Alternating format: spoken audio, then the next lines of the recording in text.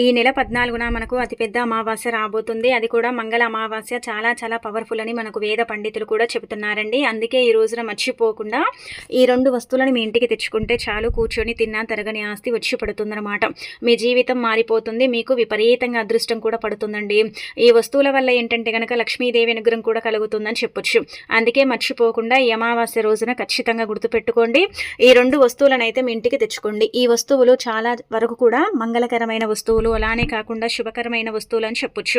ఈ వస్తువుల వల్ల మన లైఫ్ అనేది కూడా చేంజ్ అవుతుందని పురాణ గ్రంథాల్లో చెప్పబడుతుందండి. కాబట్టి మీరు అమావాస్య రోజు మర్చిపోకుండా గుర్తుపెట్టుకొని మరి వస్తువులను అయితే తెచ్చుకోండి. అయితే నార్మల్గా మనకు ప్రతి నెలలో అమావాస్య వస్తూనే ఉంటుంది కదా, దేని శక్తి దానికి ఉంటుందండి. అమావాస్య కొన్నిసార్లు ఏంటంటే చాలా పవర్తో కూడి వస్తుంది. కొన్నిసార్లు ఏంటంటే కనుక అతీంద్రియ శక్తులతో కూడి వస్తుంది. కొన్నిసార్లు ఏంటంటే కనుక అంటే పోయిన అమావాస్య అంటే మనకు నార్మల్గా చెప్పాలంటే కనుక కొంచెం చెప్పాలంటే అతి శక్తివంతంగా కూడా వస్తుందన్నమాట. ఎలా అమావాస్య వచ్చినా కానీ చాలా పవర్ ఉంటుంది. కాబట్టి ఆ రోజున మర్చిపోకుండా ఈ వస్తువులను ఇంటికి తెచ్చుకోవడం వల్ల, కొన్ని నియమాలను పాటించడం వల్ల మీ దురదృష్టాన్ని తొలగించుకొని మీరేంటంటే కనుక అదృష్టాన్ని తెచ్చి పెట్టుకున్న వారు అవుతారు. కాబట్టి మీరు గుర్తుపెట్టుకోండి, అమావాస్య రోజున ఇలాంటి నియమాలను ఆచరించాలి. ఏ వస్తువులను తెచ్చుకోవాలో తెలుసుకునే ముందు ఒక చిన్న రిక్వెస్ట్ అండి, వీడియోని పూర్తిగా చూడండి, నచ్చితే లైక్ చేయండి, కొత్తగా చూస్తున్నట్టయితే సబ్స్క్రైబ్ చేసుకోండి. అయితే మనకు మంగళవారం రోజున ఏంటంటే గనక 14వ తేదీన అమావాస్య పడుతుంది. అమావాస్య సర్వసాధారణంగా మంగళవారం వస్తే దానికి చాలా పవర్ ఉంటుందని మనకు శాస్త్రాల్లో పురాణాలలో చెప్పబడుతుంది. కాబట్టి అమావాస్య రోజున ఏంటంటే గనక లక్ష్మీదేవిని పూజించిన వారి ఇంట్లో ఆ తల్లి తాండవిస్తుందన్నమాట. అమావాస్య అంటే లక్ష్మీదేవికి చాలా ఇష్టం కదండి. అందుకే అమావాస్య రోజు అమ్మవారిని ఏంటంటే గనక నిష్ట నియమాలతో పూజించండి. మంగళ అమావాస్య రోజున ఎవరైతే నిష్ట నియమాలతో లక్ష్మీదేవిని పూజిస్తారో వాళ్ళ ఇంట్లోకి ఖచ్చితంగా లక్ష్మీదేవి డబ్బుల మూటతో అడుగు పెడుతుందని పురాణాలలో చెప్పబడుతుందన్నమాట.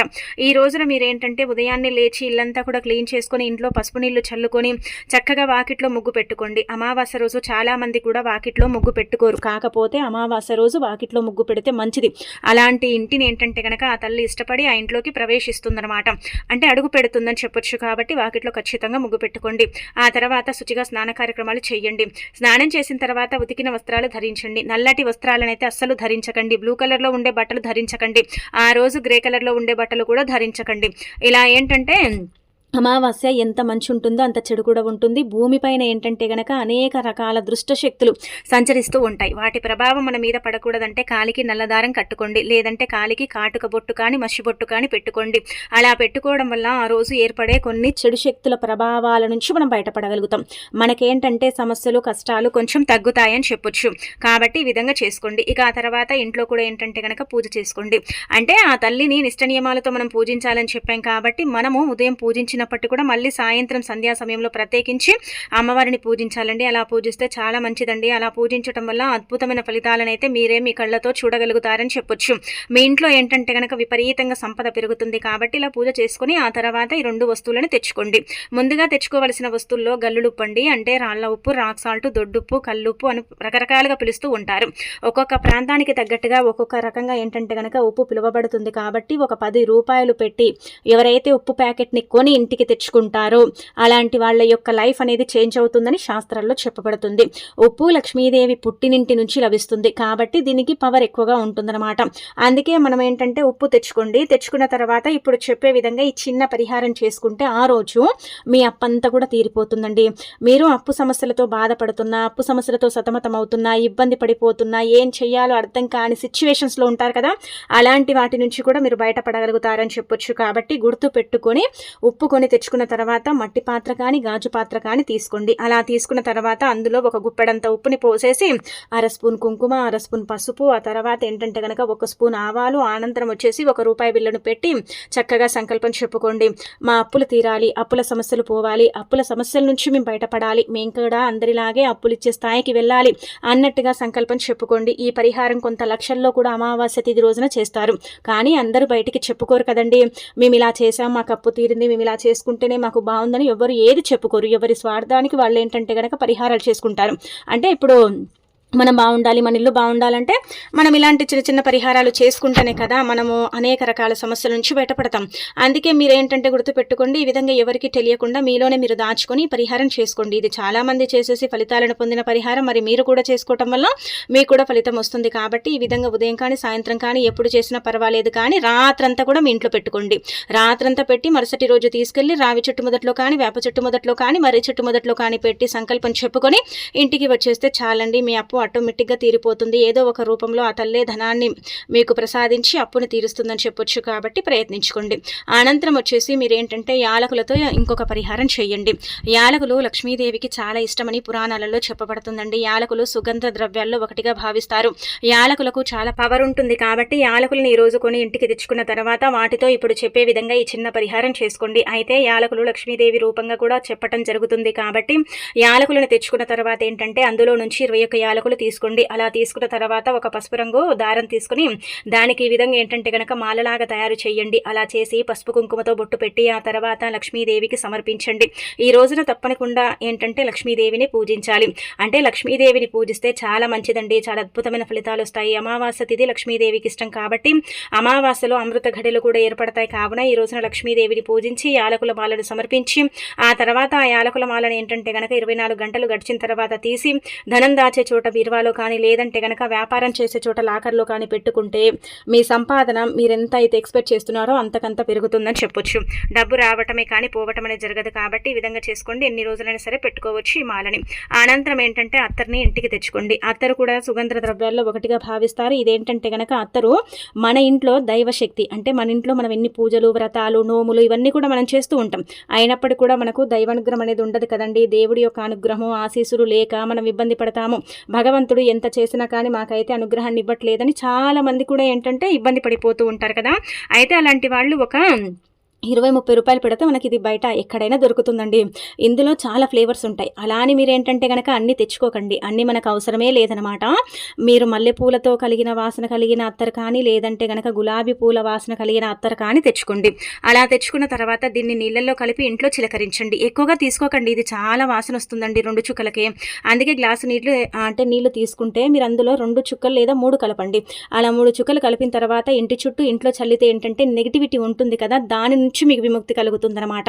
ఆ నెగిటివిటీ అంతా కూడా దూరం అయిపోతుందని చెప్పొచ్చు. కాబట్టి ఇలా ఇంట్లో ఇదంతా కూడా చిలకరించడం, చల్లటం, తలుపుల పైన, ఇంటి చుట్టూ ఇలా చేయటం వల్ల ఏంటంటే నకారాత్మక శక్తులు, దిష్టి, అలానే కాకుండా దోషాలు ఇవి ఏర్పడుతూ ఉంటాయి కదా, వాటి నుంచి మీకు విముక్తి కలుగుతుంది. కాబట్టి అత్తరు తెచ్చుకొని ఈ విధంగా చేసుకొని చక్కగా ఫలితం పొందండి.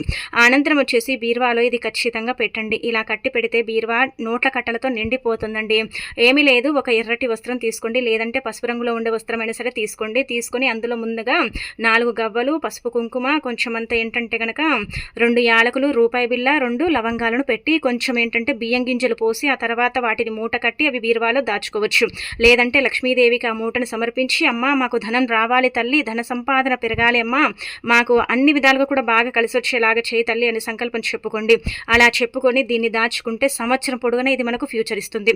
బియ్యము కేవలం ఆప్షనల్గా మాత్రమే అండి, మీకు ఇష్టం ఉంటే పెట్టుకోండి, లేకపోతే లేదు. కానీ మిగతా వస్తువులు పెట్టి మూట కట్టి వాటిని ఏంటంటే కనుక దీపం చూయించి ఆ తర్వాత మీ బీరువాలో కానీ, లేదంటే కనుక పూజ గదిలో కానీ పెట్టుకోండి. ఎంత మంచి రిజల్ట్ వస్తుందంటే అంత మంచి రిజల్ట్ని మీరే మీ కళ్ళతో చూసి షాక్ అయిపోతారనమాట. అంత చక్కగా సిద్ధించే పరిహారం ఇది. చాలా మంది కూడా ఆచరిస్తారు. ఈ రోజున చేసుకుంటే ఇంకా మంచి ఫలితాలనైతే మన కళ్ళతో చూడొచ్చు. కాబట్టి మీరేంటంటే మర్చిపోకుండా చేసుకోండి.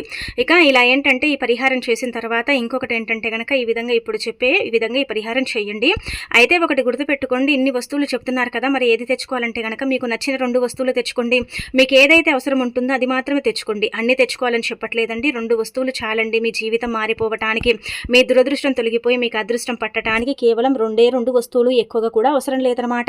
ఈ వస్తువుల వల్లనే మీకు మంచి జరుగుతుంది. ఈ వస్తువుల వల్లనే మీ లైఫ్ అనేది చేంజ్ అయిపోతుంది. ఈ వస్తువుల వల్లనే దైవ 99% అంటే మీకు కలిగే అవకాశం కూడా ఉంటుందన్నమాట అండి. అంత శక్తివంతమైన వస్తువులండి. మనం ఏంటంటే వస్తువులే కదా, వస్తువుల వల్ల ఏం జరుగుతుంది అనుకుంటాం. కానీ తిదివార నక్షత్రానికి తగ్గట్టుగా వస్తువులు తెచ్చుకుంటే మన అదృష్టాన్ని ఆపటం ఇక ఎవ్వరి తరం కాదని చెప్పొచ్చు. కాబట్టి తెచ్చేసుకోండి. ఈ రోజున పసుపు కుంకుమలు కొన్న మంచిదనమాట. చాలామంది అనుకోవచ్చు అమావాస్య రోజు పసుపు కుంకుమలు కొంటారంటే కొనొచ్చు, ఏం కాదు, వీటి వల్ల మనకు మంచి జరుగుతుంది. అలా అయితే మీరు ముందు రోజే కొని తెచ్చుకొని పూజ గదిలో పెట్టి పూజించుకోండి, సరిపోతుంది. ఆ రోజున ఏంటంటే కనుక అమావాస్య మంగళ అమావాస్య కదా, ఆవు బొమ్మని కొనొచ్చు, లేదంటే కనుక ఏనుగు బొమ్మని కూడా, అంటే ఇలా విగ్రహాలు ఉంటాయి కదా చిన్న చిన్నవి, అవి తెచ్చి ఇంట్లో పెట్టుకోవచ్చు. గోబొమ్మ అంటే ఆవు బొమ్మ ఇంట్లో ఉంటే మంచిది, మనకు అదృష్టము ఐశ్వర్యము అలానే కాకుండా సంపద పెరగటం ఇదంతా కూడా జరుగుతుంది. కాబట్టి ఆవు బొమ్మని కొని ఇంటికి తెచ్చుకొని పసుపు కుంకుమలతో అలంకరించుకొని ప్రతిరోజు కూడా బయటికి వెళ్ళేటప్పుడు ఆవు బొమ్మని తాకి వెళితే మీ సంపాదన పెరగటంతో పాటు మీరు వెళ్ళిన ప్రతి పని కూడా సక్సెస్ అవుతుంది. పనుల్లో ఆటంకాలు అడ్డంకులు అనేవి రాకుండా ఉండటానికి కూడా అవకాశం ఉంటుంది. కాబట్టి ఆవు బొమ్మని కొని తెచ్చుకొని పూజ గదిలో పెట్టుకోండి. అమావాస్య రోజు కొంటే చాలా మంచిది, గుర్తుపెట్టుకోండి. 33 కోట్ల మంది దేవతల యొక్క రూపంగా ఆవుని మనం భావిస్తాం. కాబట్టి ఆవు బొమ్మ ఇంటికి తెచ్చుకుంటే ఆ దేవతల యొక్క అనుగ్రహం కలిగి సంపద పెరిగి ఐశ్వర్యం కూడా లభిస్తుందని చెప్పొచ్చు. కాబట్టి ఆవు బొమ్మను అయితే ఖచ్చితంగా ఇంటికి తెచ్చుకోండి. ఏనుగు బొమ్మ కూడా మంచిది, ఏనుగు బొమ్మ ఇంట్లో ఉంటే కూడా చాలా మంచిది. కాబట్టి తాబేలు కానీ ఏనుగు బొమ్మను కానీ ఇంటికి తెచ్చుకోవటం వల్ల అదృష్టమే అదృష్టం అని చెప్పొచ్చు. కావున ఈ మూడిట్లలో నుంచి ఏదైనా సరే కొని తెచ్చి ఇంట్లో పెట్టుకొని పూజించుకోండి. ఆ తర్వాత బెల్లం కూడా అండి, బెల్లం కూడా కొంటే చాలా మంచిదండి. బెల్లం ఏంటంటే భగవంతుడికి నివేదన అయ్యే పదార్థం కాబట్టి బెల్లాన్ని ఎవరైతే కొని ఇంటికి తెచ్చుకుంటారో అలాంటి వాళ్లకు కోరిన కోరికలన్నీ కూడా తీరిపోతాయి, వారు కుబేరులాగా మారిపోతారు. అలానే వచ్చేసి భగవంతుడి యొక్క అనుగ్రహం సంపూర్ణంగా కలిగి వాళ్ళ జీవితంలో ఉండే కొన్ని ఇబ్బందులు తొలగిపోతాయని చెప్పొచ్చు.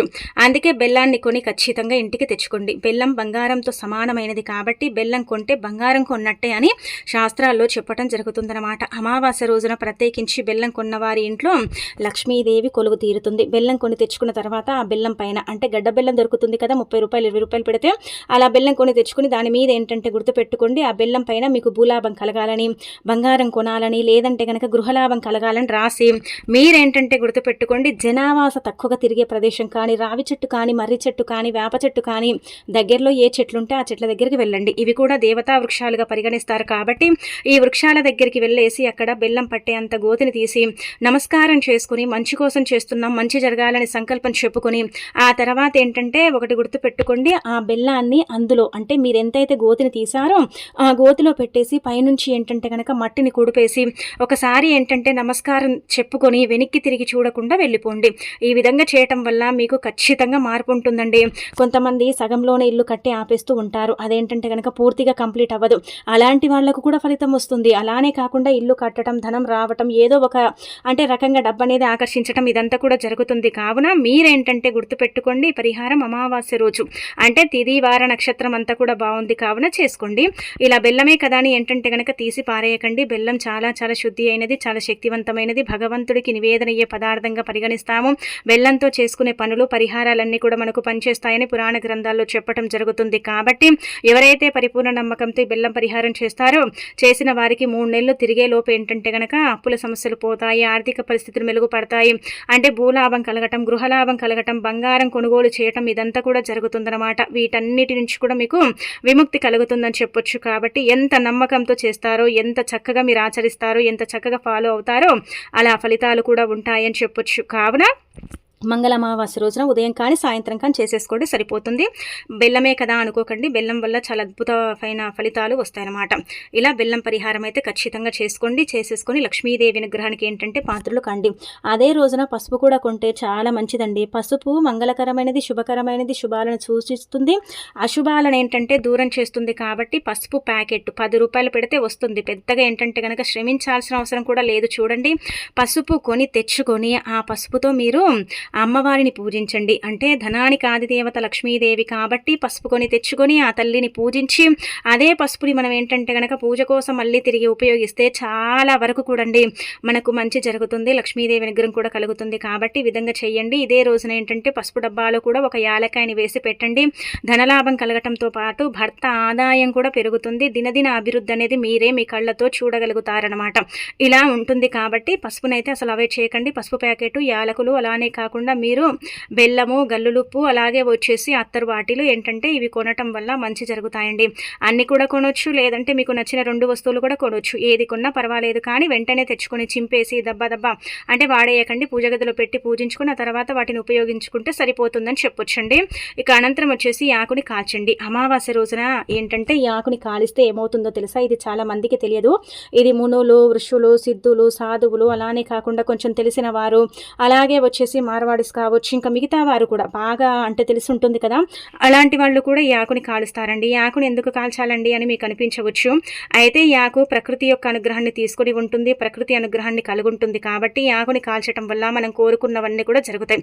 మనం కుబేరులాగా కూడా మారిపోతాం. దైవానుగ్రహంతో మనం ఏంటంటే ముందుకు దూసుకువెళ్ళే అవకాశం అయితే ఉంటుందన్నమాట. ఈ ఆకుకు అంతటి పవర్ ఉంటుందండి. ప్రకృతి అనుగ్రహంతో పాటు దైవ అనుగ్రహం ఉంటుంది. కాబట్టి ఈ ఆకుకు చాలా శక్తి ఉంటుందన్నమాట. బిర్యానీ ఆకు అనేది ఏంటంటే స్పైసెస్లోనే వాడుకుంటారు, స్పైసెస్లోనే ఉపయోగిస్తారు అనుకుంటారు, కానీ ఇది కేవలం స్పైసెస్లోనే కాదండి, మనం పరిహారాల పరంగా కూడా చేయొచ్చు. పెద్ద పెద్ద సెలబ్రిటీలు సైతం ఏంటంటే కనుక బిర్యానీ ఆకుతో పరిహారం చేస్తారండి. మనం ఏదైనా పని అనుకుంటే జరగదు కదా, ఆ పని పెండింగ్లో పడిపోతూ ఉంటుంది. ఆ పని వల్ల మనం చాలా సఫర్ అవుతూ ఉంటాం.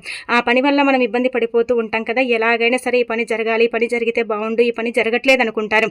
అలాంటి వాళ్ళు ఏం చేయండి, ఒకటి గుర్తుపెట్టుకోండి, మీరు అనుకున్న పని జరగాలన్నా, అనుకున్నట్టుగా మీ లైఫ్ ఉండాలన్నా, ఏ పని అనుకుంటున్నారో ఆ పని అంటే చెడిపోకూడదు, మధ్యలో పెండింగ్లో పడిపోకూడదు, ఆ పని వల్ల మీకు నష్టం చేకూరదు, ఆ పని వల్ల ఏంటంటే కనుక లాభం చేకూరాలి అన్నట్టుగా మీరు సంకల్పం చెప్పుకొని ఏం చేయండి అంటే ఒక బిర్యానీ ఆకుని తీసుకోండి. ఇలా ఏంటంటేనండి ఒకటి గుర్తు పెట్టుకోండి, బిర్యానీ ఆకుని తీసుకోండి. అది ఎక్కడ కూడా చినిగి ఉండకూడదు, చిల్లులు ఉండకూడదు, చక్కగా నిగనగల ఆడుతూ ఉండాలండి. అలా ఆకుని తీసుకున్న తర్వాత ఆకు మీద ఏంటంటే బ్లాక్ స్కెచ్ మార్కుతో కానీ, లేదంటే నార్మల్గా మన దగ్గర ఉండే పెన్నులు ఉంటాయి కదా, ఏ పెన్ అయినా పర్వాలేదు, కానీ నలుపుతో రాస్తే మంచిది అని శాస్త్రాల్లో చెప్పబడుతుంది. కాబట్టి కొంచెం ఏంటంటే బ్లాక్ స్కెచ్ మార్క్ ఇలాంటివి తీసుకొని దాని మీద ఏంటంటే మీరు ఏ పని అనుకుంటే జరగట్లేదు, ఏ పని వల్ల మీరు సఫర్ అవుతున్నారు, ఏ పని జరగాలని మీకు ఉంటుందో ఆ పని గురించి మీరు ఖచ్చితంగా రాయండి దాని మీద.